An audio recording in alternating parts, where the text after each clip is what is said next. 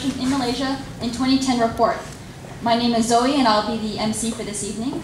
Just a bit about myself. I'm from Canada, studying media and the public interest, and I'm currently interning with the Center for Independent Journalism, who produced this report. The CIJ is a non-for-profit organization that works to promote freedom of expression, especially media freedom and freedom of information. We hold public forums on these issues. We host trainings on journalism ethics, community media, and other journalism-related concerns. And we also work on media law reform.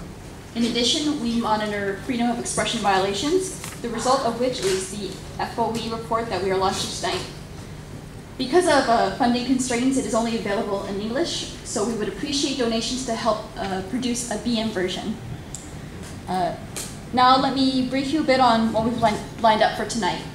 First, we'll hear highlights of the last year's FOE landscape from CIJ's media monitor Ding Joanne, with comments from CIJ Executive Director Machiliza Hamza. After which we will have a Q&A session, and then we will end with a cake-cutting ceremony to launch the report. We have invited special guests to cut the cake. They are the people mentioned in the report who were directly affected by last year's violations of freedom of expression. Before we begin with the formal presentation, let me just ask a few questions. Which government official do you think was named in the report? You can shout out your answer.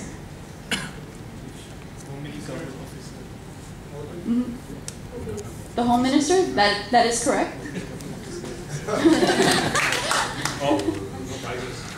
Not yet. You'll get your cupcake at the end. Name a law that is mentioned in the report. Yep. That is correct. Who do you think was arrested for expressing their right to freedom of expression? Zuna cannot answer that. Yeah, Zunar is the correct answer. Okay. Okay, thank you. You did very well for those who participated.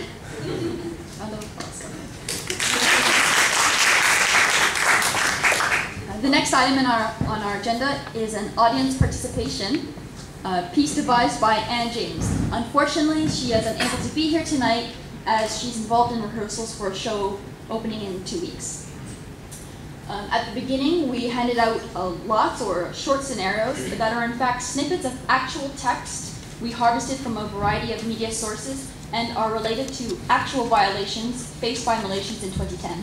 We hope that by listening and experiencing these texts in continuum, we all come to realize the extent of the curtailment of freedom of expression in Malaysia and the ludicrous reasons they are given by authorities to justify the taking away of such freedoms. We'll now call upon the actors for scenario 1 to stand, please.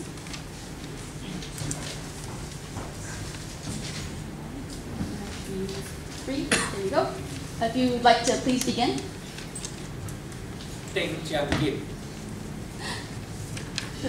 Tweets. OMG. Jamaluddin Ibrahim, known as Jama, if I pronounce that correctly. Popular DJ on radio station FM 98.8, owned by MCA, dropped from famous call-in program. Jamaluddin Ibrahim. I regret I was given no opportunity to defend myself. MCMC just chose words out of my conversation with Pastor Ao Yang, but not the context, words like racism and racial politics. Whether or not you are satisfied with the translation, if you admit that such words came out of your mouth, then you've made the mistake. Star RFM spokesperson. Jamaluddin Ibrahim's program reached licensing conditions 10.2 and 10.3 with the MCMC. Jamaluddin's program is suspected of threatening national security and compromising race relationships. The company therefore holds him, as the presenter, accountable and responsible for the offense. We regret to inform you your employment with the company is terminated with immediate effect. Please put your hands together for actors of scenario 1. Thank you. I now call upon the actors of scenario 2 to stand, please. On 17th of March, more than 2,000 Orang Asli participated in a march in Putrajaya to protest changes to land policies that would result in them losing their ancestral land. They had planned to march to the Prime Minister's department to hand in the memorandum. However, some of them were diverted to the Orang Asli Affairs Department at the Rural Development Ministry, where lunch had been provided. Please begin. Woo! Orang asli, tanah kami, maruah kami, hak kami selaku orang asal perlu dihormati. Jangan kau hapuskan akta kami, iktirafkan wilayah adat kami. Kami tidak setuju dengan dasar pembermilikan tanah orang asli. Saya Syafiq Abdal, Minister of Rural Development. Mereka yang datang bukan untuk protes, tetapi untuk berjalan-jalan melaut Putrajaya. Dan kita juga bagi mereka makan-makan. Yang majoriti ini kumpulan yang jumpa saya dengan saya tadi. Sebenarnya mereka nak datang di samping nak menyaksikan penyerahan memorandum ni.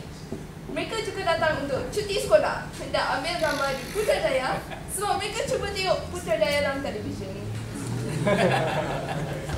Thank you, actors of Scenario 2. I now call upon the actors of Scenario 3 to please stand. To celebrate the 1-month anniversary of the Facebook group 1 Million Malaysians Reject 100-Story Mega Tower, its supporters were encouraged to gather for cake parties throughout Malaysia. One such party was planned by Kampar Uttar students at McDonald's. Please. Please note that this is an illegal gathering, and the police will bring anyone gathered there to the station for custody. A gathering of more than 5 persons in a public area with specific intentions is illegal. Don't even go there. The police will be there. Edward Chin, student leader. We are just at McDonald's to eat cake. I assure you, we are not here to make trouble. We have not brought anything. The police are the one who brought bacon, not us. In fact, I'm a little afraid of it. A round of applause, ladies and gentlemen, for actors of Scenario 3. I now call upon actors of Scenario 4, please. You may begin. First? I speak on behalf of myself. My name is Zunar. I am a political cartoonist. I have been drawing political cartoon for more than 20 years. My work focuses on popular issues such as current issue, murder of Al-Tantuya, conspiracy against Anwar Ibrahim, racism, corruption, waste of public fund, and so on.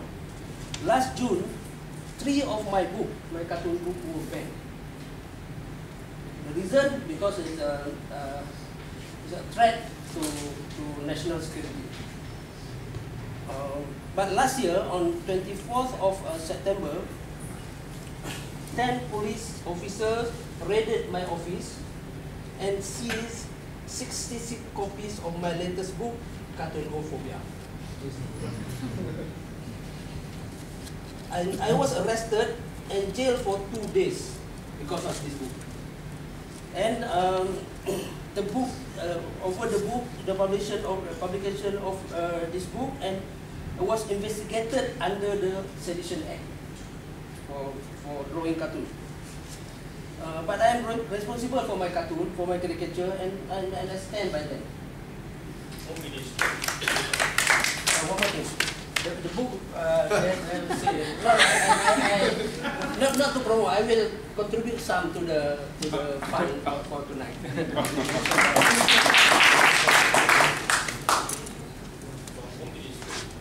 Your cartoon can influence people to revolt against the leader and government policy and detrimental to public order. Thank you, actors of Scenario 4. I now call upon the actors for Scenario 5 to stand, please. On March 25th, blogger Hassan Skoding, whose name is Irwan Abdul Aman, posted a satirical piece entitled TNB to sue WWF over Earth Hour. The humorous article described TNB calling WWF irresponsible for organizing Earth Hour and had the TNB chief quoted as saying, "Power extreme." Iran, however, was charged under Section 233 of the Communications and Multimedia Act after TNB lodged a complaint. Please begin. MCMC.